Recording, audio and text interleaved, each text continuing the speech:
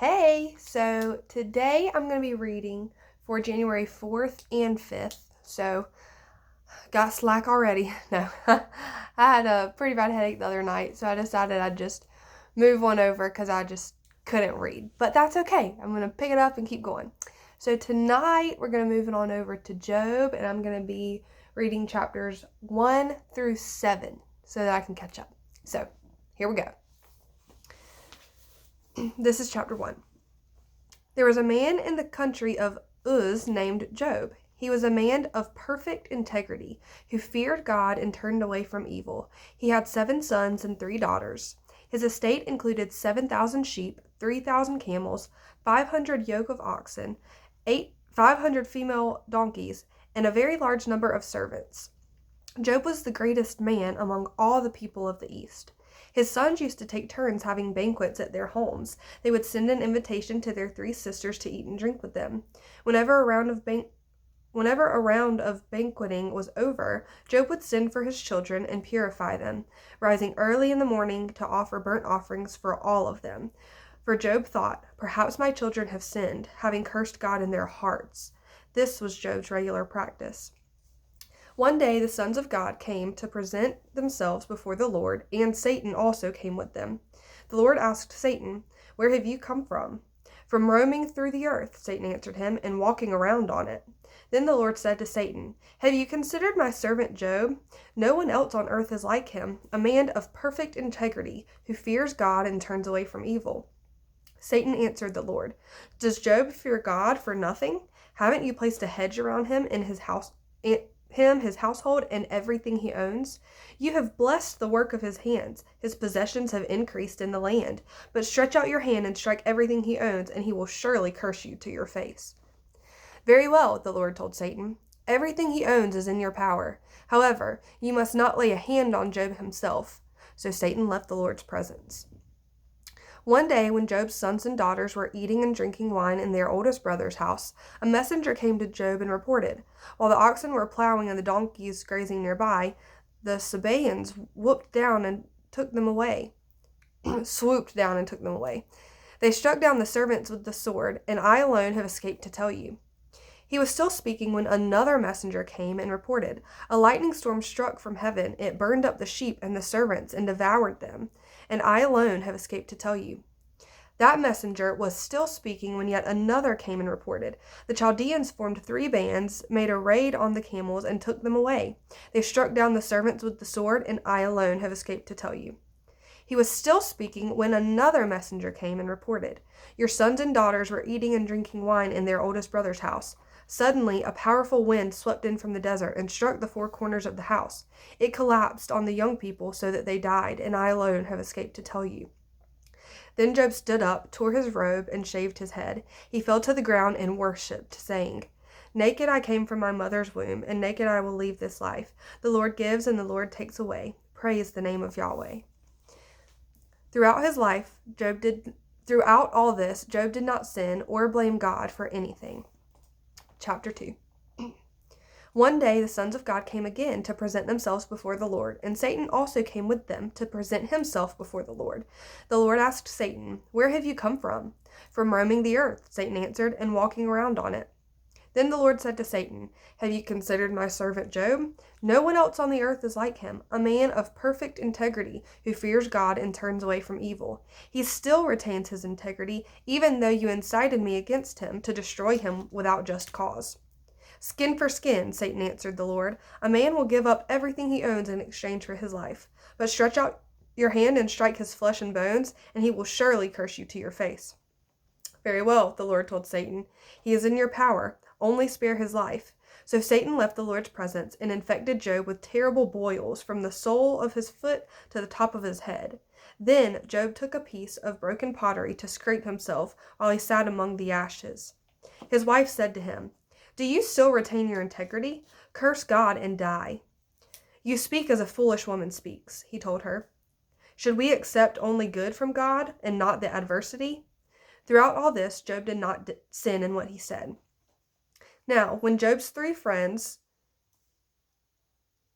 very difficult names to say, when the 3 friends heard about all this adversity they had happened that had happened to him, each of them came from his home. They met together to go and sympathize with him and comfort him. When they looked from a distance, they could barely recognize him. They wept aloud, and each man tore his robe and threw dust into the air on his head. Then they sat on the ground with him 7 days and nights, but no one spoke a word to him, because they saw that his suffering was very intense. Chapter 3.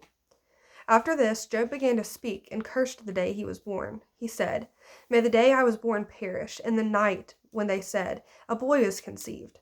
If only that day had turned into darkness. May God above not care about it, or light shine on it. May darkness and gloom reclaim it, and a cloud settle over it. May an eclipse of the sun terrify it, if only darkness had taken that night away. May it not appear among the days of the year, or be listed in the calendar. Yes, may that night be barren. May no joyful shout be heard in it. Let those who curse certain days cast a spell on it, those who are skilled in rousing Leviathan. May its morning stars grow dark. May it wait for the daylight, but not have any. May it not see the break of dawn. For that night did not shut the doors of my mother's womb, and hide sorrow from my eyes. Why was I not stillborn? Why didn't I die as I came from the womb? Why did the knees receive me, and why were the breasts for me to nurse? Now I would certainly be lying down in peace. I would be asleep. Then I would be at rest with the kings and counselors of the earth, who rebuilt ruined cities for themselves, or with princes who had gold, who filled their houses with silver. Or why was I not hidden like a miscarried child, like infants who never see daylight? There the wicked cease to make trouble, and there the weary find rest. The captives are completely at ease. They do not hear the voice of their oppressor. Both small and great are there, and the slave is set free from his master. Why is light given to one burdened with grief, and life to those whose existence is bitter, who wait for death, but it does not come, and search for it more than for hidden treasure, who are filled with much joy? Are they glad when they reach the grave? Why is life given to a man whose path is hidden, whom God has hedged in? I sigh when food is put before me, and my groans pour out like water. For the thing I feared has overtaken me, and what I dreaded has happened to me. I cannot relax or be still. I have no rest, for trouble comes." Chapter 4. Then one of his friends, the Temanite, replied, "Should anyone try to speak with you, or when you are exhausted? Yet who can keep from speaking? Indeed, you have instructed many and have strengthened weak hands. Your words have steadied the one who was stumbling and braced the knees that were buckling. But now that this has happened to you, you have become exhausted. It strikes you, and you are dismayed. Isn't your pity, your confidence in the integrity of your life, your hope? Consider, who has perished when he was innocent? Where have the honest been destroyed? In my experience, those who plow injustice and those who sow trouble reap the same. They perish at a single blast from God, and come to an end by the breath of his nostrils. The lion may roar and the fierce lion growl, but the fangs of young lions are broken. The strong lion dies if it catches no prey, and the cubs of the lioness are scattered. A word was brought to me in secret. My ears caught a whisper of it.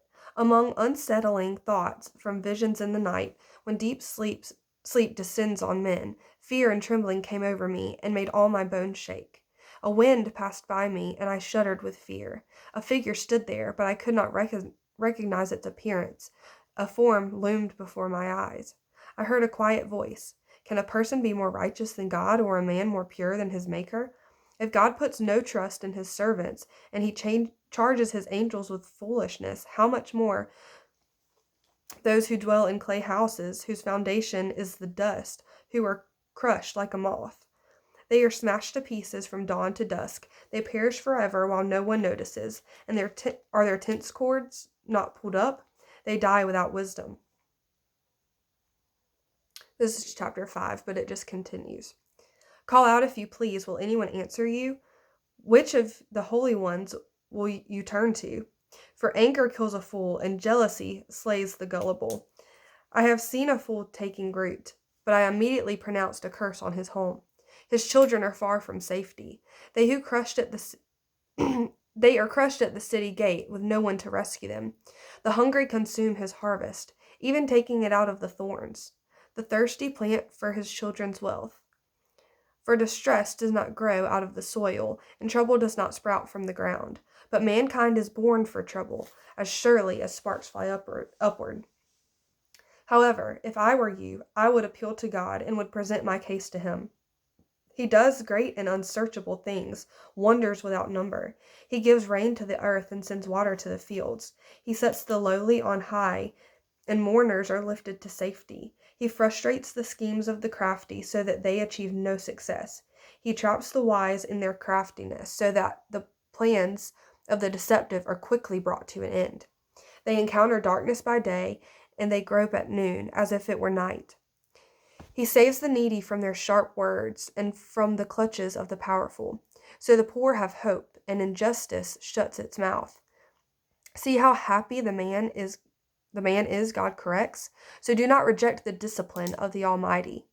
For he crushes but also binds up. He strikes, but his hands also heal. He will rescue you from 6 calamities. No harm will touch you in 7. In famine he will redeem you from death, and in battle from the power of the sword. You will be safe from slander, and not fear destruction when it comes. You will laugh at destruction and hunger, and not fear the animals of the earth. For you will have a covenant with the stones of the field, and the wild animals will be at peace with you.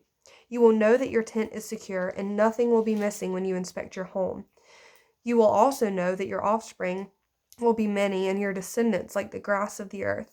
You will approach the grave in full vigor, as a stack of sheaves is gathered in its season. We have investigated this, and it is true. Hear it and understand it for yourself. Chapter 6. This is Job's reply to his friend. Then Job answered, If only my grief could be weighed and my devastation placed with it in the scales, for then it would outweigh the sand of the seas. That is why my words are rash. Surely the arrows of the Almighty have pierced me. My spirit drinks their poison. God's terrors are arrayed against me. Does a wild donkey bray over fresh grass, or an ox low over its fodder? Is bland food eaten without salt? Is there flavor in an egg white? I refuse to touch them. They are like contaminated food. If only my request would be granted, and God would provide what I hope for, that he would decide to crush me and unleash his power and cut me off. It would still bring me comfort, and I would leap for joy in unrelenting pain that I have not denied the words of the Holy One. What strength do I have that I should continue to hope? What is my future that I should be patient? Is my strength that of stone, or my flesh made of bronze? Since I cannot help myself, the hope for success has been banished from me.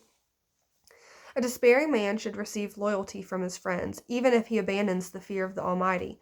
My brothers are as treacherous as a wadi, as seasonal streams that overflow, and become darkened because of ice, and the snow melts into them.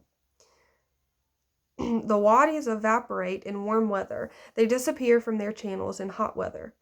Caravans turn away from their routes, go up into the desert, and perish. The caravans of Tema look for the streams. The traveling merchants of Sheba hope for them. They are ashamed because they had been confident of finding water. When they arrive there, they are frustrated. So this is what you have now become to me. When you see something dreadful, you are afraid. Have I ever said, Give me something? Or pay a bribe for me from your wealth? Or deliver me from the enemy's power? Or redeem me from the grasp of the ruthless? Teach me, and I will be silent. Help me understand what I did wrong. How painful honest words can be. But what does your rebuke prove? Do you think that you can disprove my words, or that a despairing man's words are mere wind? No doubt you would cast lots for a fatherless child and negotiate a price to sell your friend. But now, please look at me. Would I lie to your face? Reconsider. Don't be unjust. Reconsider. My righteousness is still the issue. Is there injustice on my tongue, or can my palate not taste disaster? Continues in chapter 7. Isn't mankind consigned to forced labor on earth? Are not his days like those of a hired hand? Like a slave he longs for shade? Like a hired man he waits for his pay. So I have been made to inherit Months of futility and troubled nights have been assigned to me. When I lie down, I think, when will I get up? But the evening drags on endlessly, and I toss and turn until dawn. My flesh is clothed with maggots and encrusted with dirt. My skin forms scabs and then oozes. My days pass more swiftly than a weaver's shuttle. They come to an end without hope. Remember that my life is but a breath. My eye will never again see anything good. The eye of anyone who looks on me will no longer see me. Your eyes will look for me, but I will be gone. As a cloud fades away and vanishes, so the one who goes down to Sheol will never rise again. He will never return to his house. His hometown will no longer remember him. Therefore, I will not restrain my mouth. I will speak in the anguish of my spirit. I will complain in the bitterness of my soul. Am I the sea or a sea monster that you keep me under guard? When I say, my bed will comfort me and my couch will ease my complaint, then you frighten me with dreams and terrify me with visions, so that I prefer strangling, death, rather than life in this body. I give up. I will not live forever. Leave me alone, for my days are a breath. What is man that you think so highly of him, and pay so much attention to him? You inspect him every morning and put him to the test every moment. Will you ever look away from me, or leave me alone enough to swallow? Leave me alone long enough to swallow? If I have sinned, what have I done to you, watcher of mankind? Why have you made me your target, so that I have become a burden to you? Why not forgive my sin and pardon my transgressions? For I will lie down in the grave. You will eagerly seek me, but I will be gone. All right, so that's the end of the reading for today. I hope you are keeping up with yours as well, even though I kind of missed today, but that's all right. We're catching up. Have a good day.